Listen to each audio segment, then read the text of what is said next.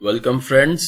इस वीडियो में हम बात करेंगे काई स्क्वायर गुडनेस ऑफ फिट की, और ये हमारा सेकंड पार्ट है काई स्क्वायर गुडनेस ऑफ फिट का, जिसमें हम देखेंगे कि अगर हमारे पास जो एक्सपेक्टेड डिस्ट्रीब्यूशन का मॉडल है वो पहले से गिवन हो, पहले से कोई क्लेम हो कि हमारा जो एक्सपेक्टेड फ्रीक्वेंसीज हैं उनकी डिस्ट्रीब्यूशन ये है और हमें उसको टेस्ट करना हो, तो हम काई square goodness of fit use करते हैं।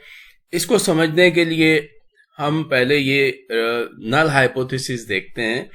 हमारे पास अगर किसी पिछली स्टडी का कोई रिजल्ट हो या किसी और तरह से हमारे पास इस तरह का कोई क्लेम हो कि the proportion of teachers motivated by career advancement, funding opportunities and personal interest, ये तीन तरह की मोटिवेशंस हैं जो कि यूनिवर्सिटी टीचर्स को रिसर्च करने के लिए उनकी मोटिवेशंस हैं। तो अगर हमने ये टेस्ट करना हो कि 45% टीचर्स जो हैं वो कैरियर एडवांसमेंट की वजह से उनका रिसर्च मोटिवेशन होता है, 25% फंडिंग अपॉर्चुनिटीज की वजह से, और 30% जो है वो उनका पर्सनल इंटरेस्ट होता है रिसर्च की तरफ। तो अगर हमने ये पहले से फिगर्स दिए हुए हों, ये क्लेम किए हुए हों, और ये किसी स्टडी ने क्लेम किए हैं या किसी ऑर्गेनाइजेशन ने क्लेम किए हैं, तो हम इनको टेस्ट करने के लिए कि क्या ये डिस्ट्रीब्यूशन इन तीनों फैक्टर्स के ऊपर, इन तीनों ऑप्शंस के ऊपर जिस तरह से ये मॉडल है इसी तरह से ये डिस्ट्रीब्यूशन जो है वो है या ये डिस्ट्रीब्यूशन डिफरेंट है, इसको टेस्ट करने के लिए हम काई square goodness of fit use करते हैं।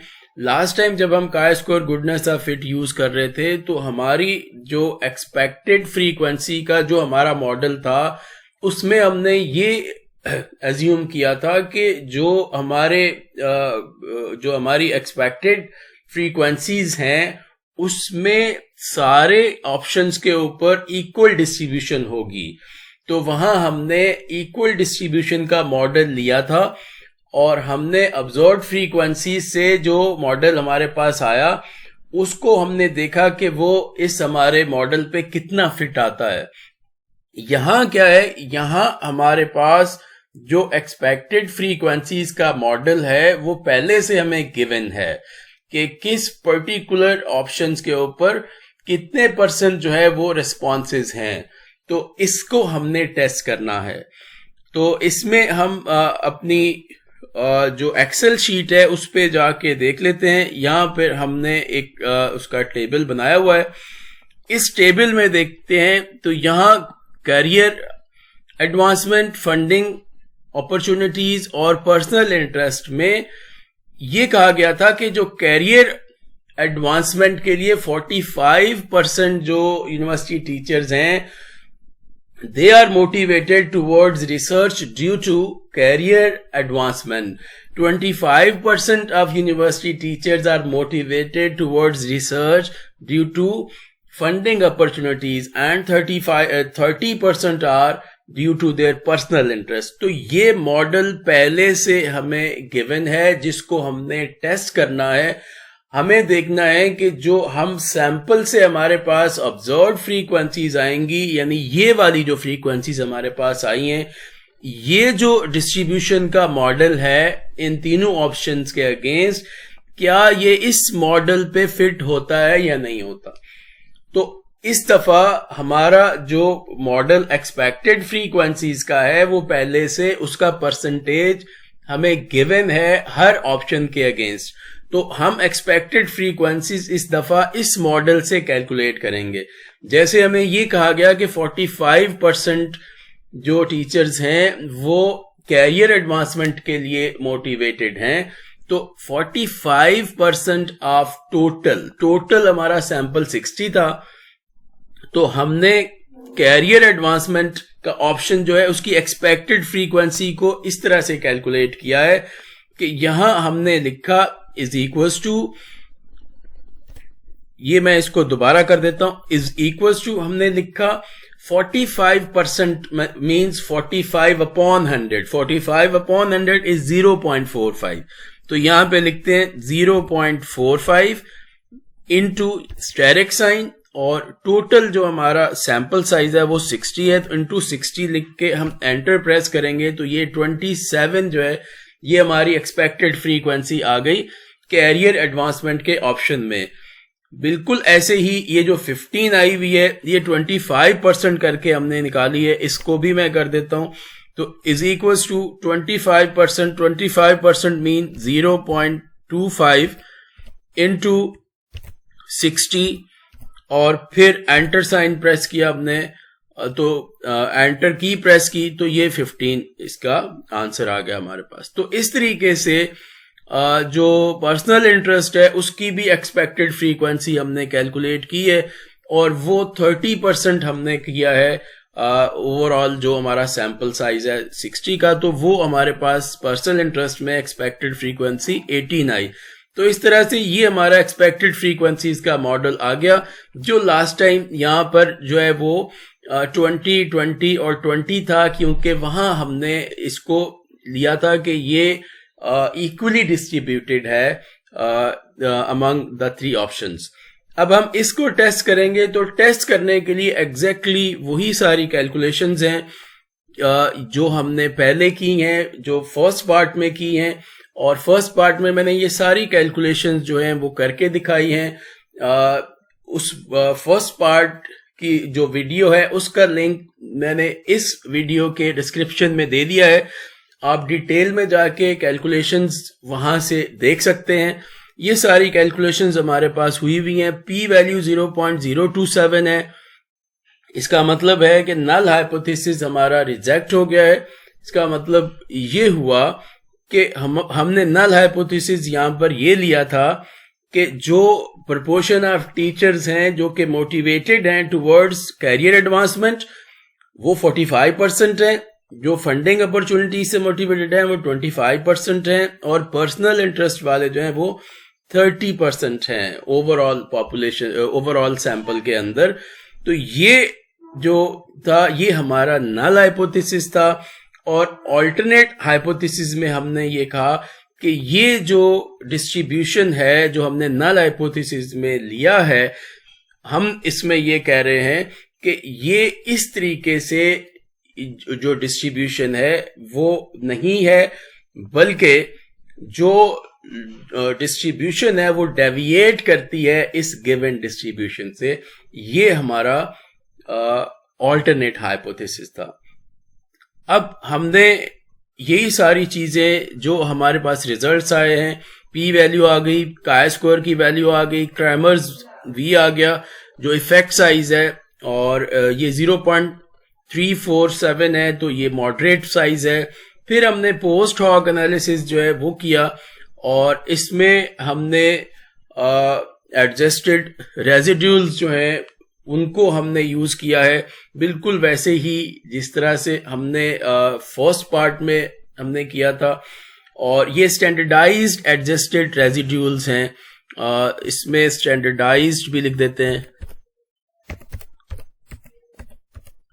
ये स्टैंडर्डाइज्ड एडजस्टेड रेजिड्यूल्स हैं, बिल्कुल वैसे ही जैसे पार्ट 1 में हमने किया था।